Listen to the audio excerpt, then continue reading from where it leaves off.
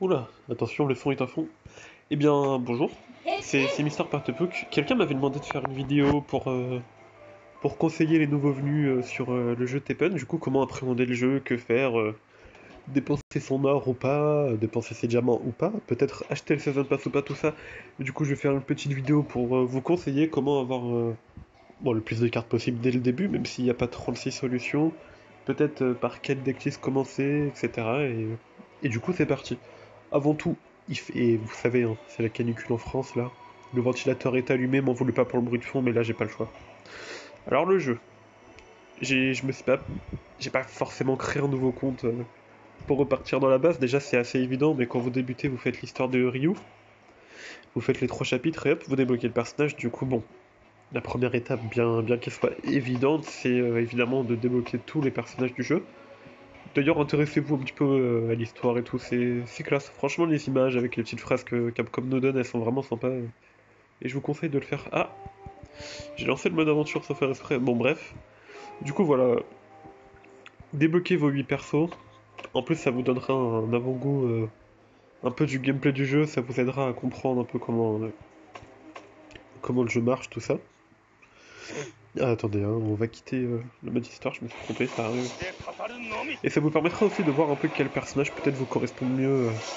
Parce que bon, même si le mode histoire est vachement simple, on va pas se le cacher, regarder les points de vie des ennemis, eh bien ça vous permet quand même de prendre, d'avoir en tête les mécaniques des différents personnages. D'ailleurs, on va en parler de suite, car si jamais vous voulez savoir quel deck jouer en priorité, bah il faut connaître les mécaniques proposées par tous les personnages du jeu. Ce qu'on va faire, je vais vous emmener dans la liste des héros du coup, et on va voir ensemble en quoi consistent les personnages, qu'est-ce qu'ils peuvent nous apporter, comment marche un petit peu le jeu, tout ça. Bon, c'est parti. Alors, vous voyez non, vous voyez pas parce que je fais n'importe quoi, je suis désolé. Modifier deck, changer art, et voilà. Donc là vous avez la liste des 8 personnages du jeu. Il y a 4 couleurs différents, la couleur noire avec Albert et Nergigante, la couleur violette avec Dante et Morrigan, la couleur verte avec Chun-Li et X, et la couleur rouge avec Ratalos et Ryu. Alors Ryu, c'est le personnage que vous débloquez de base dans le jeu, c'est le premier, c'est vraiment le personnage avec lequel vous allez vous faire la main sur le gameplay du jeu. Sachez que une, quand vous débutez le jeu avec un personnage, il va être niveau 1, le niveau vous y accédez ici. Et il va avoir qu'un seul art, du coup le premier, notamment pour Ryu, c'est le Shinko Hadoken, hein, qui fait 7 points de dégâts à une unité. Et au fur et à mesure que vous montrez de niveau, vous débloquerez le deuxième art, puis le troisième art. Vous pouvez jouer évidemment qu'un seul art de héros par deck, tout simplement. Ryu, qu'est-ce que c'est que sa particularité? Ryu, c'est un deck. Bon, je vais parler un peu en Hearthstone pour ceux qui y ont joué, sinon tant pis. C'est un deck un peu comme le guerrier, c'est un deck qui est plutôt contrôle. C'est un deck qui a pour vocation de. Pas forcément. De vraiment gérer le board en fait. C'est un deck qui a pour vocation de gérer le terrain, de détruire les créatures adverses dès qu'elles sont posées. C'est un deck aussi qui se joue avec beaucoup de dégâts dans la tête de l'adversaire, avec beaucoup de cartes éclairs, hein, des monstres qui attaquent plus rapidement que les autres. Et c'est un deck voilà, où on veut vraiment gérer le terrain rapidement pour pouvoir foncer dans la tête de l'adversaire.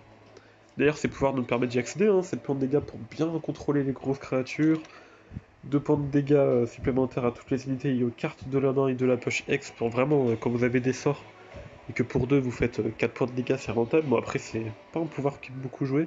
Et le pouvoir le moins joué, par contre, c'est le Shoryuken, hein, qui donne combo et unité alliée, c'est pas forcément le meilleur.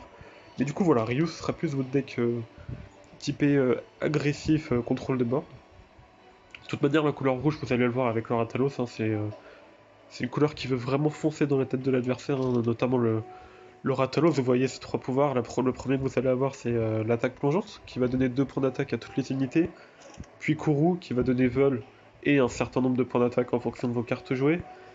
Et enfin, Mur de Flamme. Bon, j'ai pas trop compris pourquoi ils ont mis cette art de héros à lui et pas plutôt à un personnage comme Megaman ou Chun-Li, hein. Peut-être que Megaman se l'aurait rendu plus fort d'ailleurs, qui donne plus de PV et bouclier à une unité. Bon, ce pouvoir est pas fou, par contre voilà, le pouvoir Kourou est excellent et le pouvoir attaque plongeante est très bien lui aussi, hein. Rathalos, lui par contre sa mécanique ça va être de pareil de mettre des grosses créas mais de plus se axer sur la capacité vol qui permet d'ignorer les unités adverses quand vous attaquez. Et c'est un deck qui pareil hein, va avoir besoin de poser des créas et de foncer dans la tête de l'adversaire pour gagner rapidement. De toute manière, la couleur rouge, dites-vous que si vous la jouez, c'est pour gagner des parties rapidement. En tout cas, c'est ce que le jeu a voulu essayer de nous faire entendre en mettant ces personnages-là. Ensuite, on a des decks qui sont censés avoir toujours de grosses créatures avec plein de PV ou plein de boucliers. On a X, un personnage du coup de la couleur verte, tout comme Chun-Li, qui lui a 3 capacités. La première qui donne 7 PV à une unité, la deuxième qui va donner 1 point d'attaque à toutes les unités alliées à chaque fois qu'elles gagnent des PV, sachant que les decks verts sont vraiment axés sur le boost de PV ou le fait de leur donner des boucliers, du coup ce pouvoir est bien. Je pense que c'est le meilleur pouvoir de Megaman. Et troisième qui va donner voile à toutes les unités. Pour l'instant, voile c'est pas assez fort, on n'a pas cette créature avec voile. Hein. Voile c'est le fait de ne pas pouvoir se faire cibler par une carte. C'est pas assez fort pour vraiment pouvoir jouer l'armure de Gaïa du coup, mais bon. Le charge shot c'est vraiment rentable. Megaman c'est un personnage qui va avoir besoin de vraiment donner plein de points de vie à ses créatures. Et du fait que ces créatures ont souvent du coup peu de points d'attaque, ça fait que avec la méta actuelle, avec l'énergie gantée, tout ça, Megaman c'est vraiment le personnage le moins joué. D'ailleurs, je compte faire une vidéo dans pas trop longtemps où on va essayer ensemble de réhonorer le Megaman avec un deck, mais je pense pas qu'on va forcément y arriver, on verra bien. Enfin voilà, Megaman c'est vraiment le boost de PV pour vos créatures.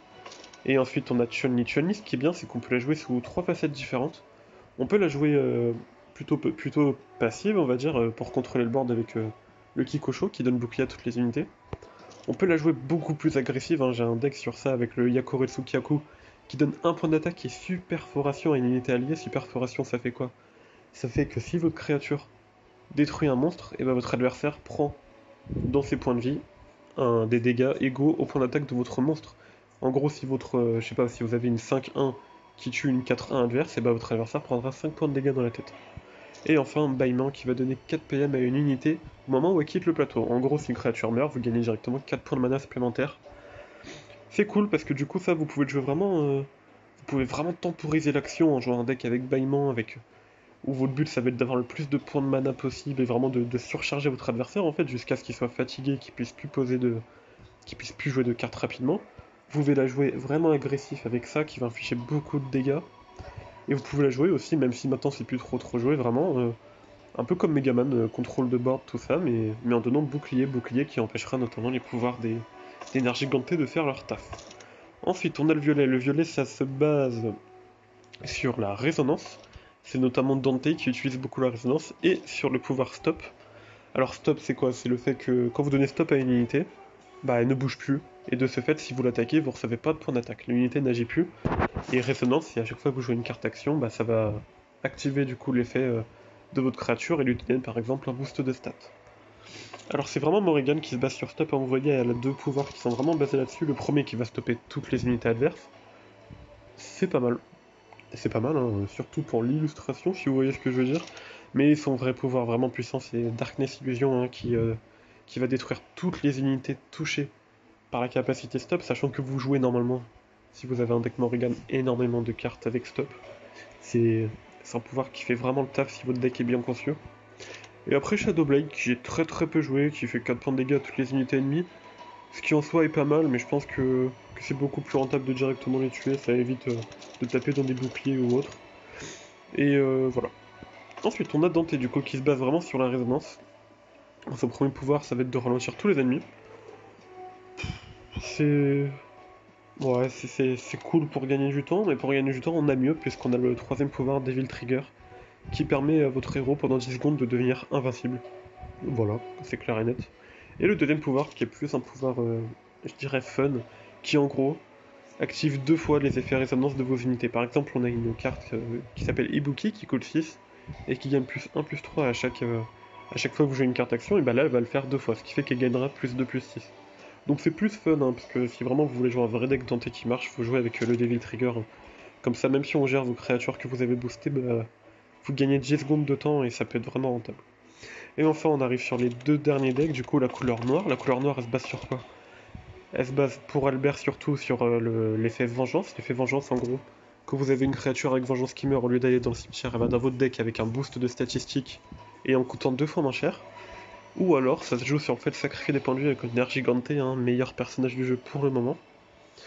Albert, du coup, il se joue avec 3 pouvoirs. Il joue Destruction Obscure, qui permet de détruire une unité qui coûte 5 points de mana ou moins.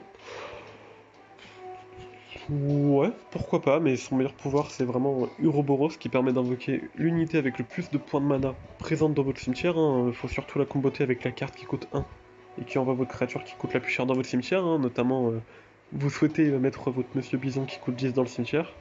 Et ça se joue aussi, mais un peu moins, avec le pouvoir Vecteur de Cauchemar, qui permet de ramener une unité avec Vengeance, qui est déjà activée dans votre poche X. Bon, Albert, voilà, je pense que Uroboros... Albert, c'est pas un personnage qui est beaucoup joué, mais je pense que Uroboros, c'est peut-être le meilleur moyen d'essayer de gagner. Et enfin, le nerf giganté, le meilleur, qui a 2 pouvoirs qui ne sont, mais genre, jamais joués. Et surtout son pouvoir, lancer de pointe, qui va infliger des dégâts entre tous les adversaires égaux au nombre de points de vie que vous avez sacrifiés.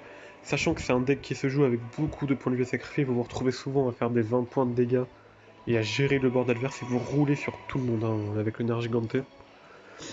Hop, on a aussi, quand même, je vous les présente, hein, le bombardement de pointe, qui vont donner 4-4 à une unité. Le problème, c'est qu'une fois qu'elle aura attaqué, elle sera détruite automatiquement. Ouais, j'arrive. Et transformation, si votre héros il a 15 PV au moins, les unités de votre main et de votre poche X gagnent plus de plus, mais c'est nul. Voilà, ça c'est nul. Excusez-moi, hein, je vis pas tout seul, du coup voilà. Il faut bien que je... Alors, je vais pas faire un... Si je devais faire un classement subjectif de la puissance des personnages, attention, hein, c'est mon avis à moi, hein, le meilleur c'est le Nergiganté, suivi de très près par Dante et Morrigan. Je dirais qu'après on a le Ryu et le Rathalos.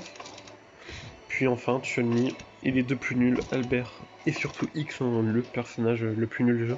Alors pour débuter, comme je vous ai dit, je vois un petit peu Ryu, surtout que dans les barrans, les gens n'ont pas encore chopé les mécaniques, du coup vous comprendrez bien le jeu comme ça. Si vous voulez essayer de jouer un deck un petit peu plus compliqué, essayez de commencer par Albert. Et si vraiment, quand vraiment vous serez à l'aise avec le jeu, comment il marche et tout, bah commencez à jouer Nergiganté si vous voulez grimper vite dans le ladder, ou à jouer Dante qui est lui aussi très très fort, mais qui est un petit peu plus plaisant à jouer que Nergiganté tout de même, hein, parce que Nergiganté c'est... Voilà, vous posez des grosses créas, vous mettez votre pouvoir, vous avez gagné en gros, alors que Dante, voilà, il y a un petit peu plus de subtilité, même si ça reste tout aussi débile. Donc voilà, donc là c'est les conseils que je pourrais vous donner pour les héros.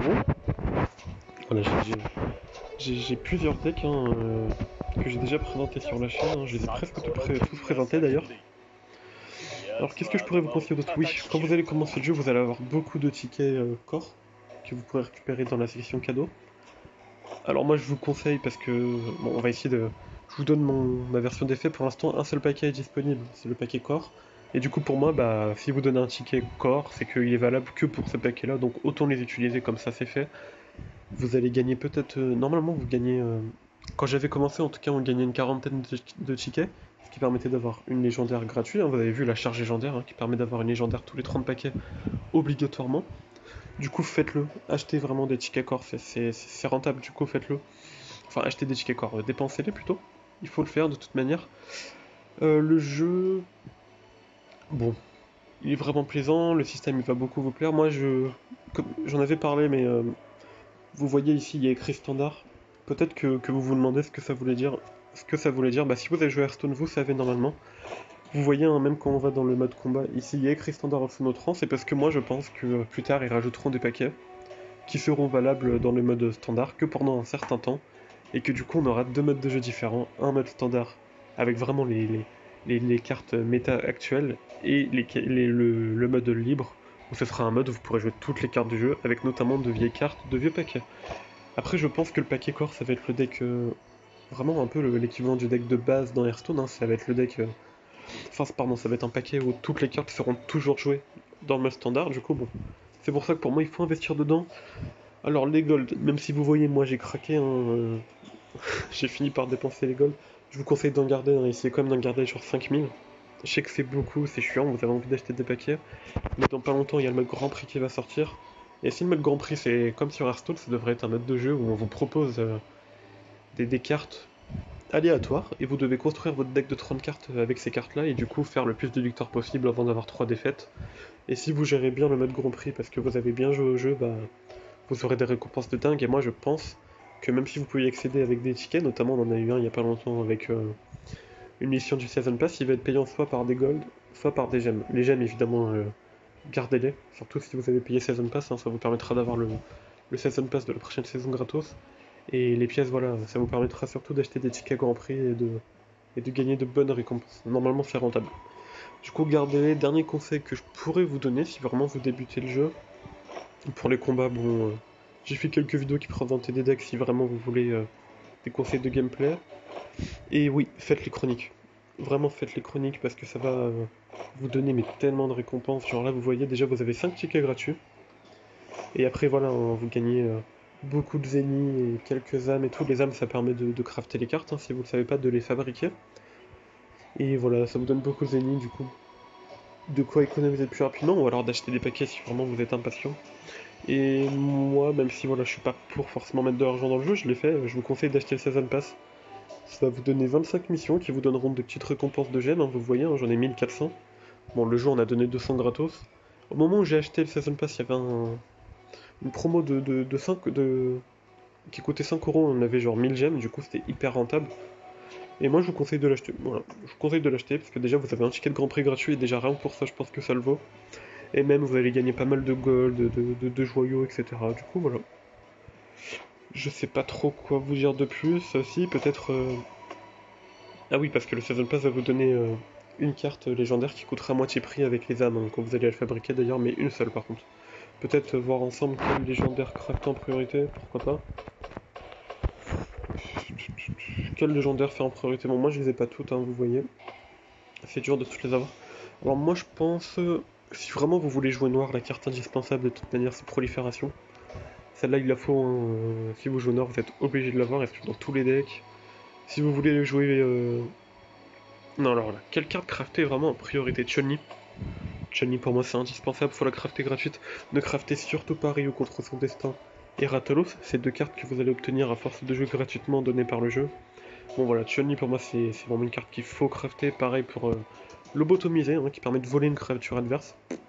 C'est tellement fort si vous voulez vous jouer violet. Prolifération c'est prioritaire, Devil Trigger c'est très très fort aussi. Et la Morrigan Désir Obscur c'est super super fort. Même si c'est pas prioritaire, je pense qu'un petit jugement du roi dragon ça pourra vous aider si vous jouez Ryu, hein. Et voilà, hein, je pense vous avoir donné peut-être les clés pour débuter dans le jeu. Si vous avez des questions, n'hésitez pas dans les commentaires. Et puis, bon, bah abonnez-vous, tout ça, hein, si jamais vous voulez voir d'autres vidéos Tepen. Et je suis dispo toujours sur le Discord, et voilà. Allez, en tout cas, bon jeu à tous, bon jeu à tous, pardon, bon courage, et accrochez-vous. C'est long de monter champion, mais c'est faisable. Ciao.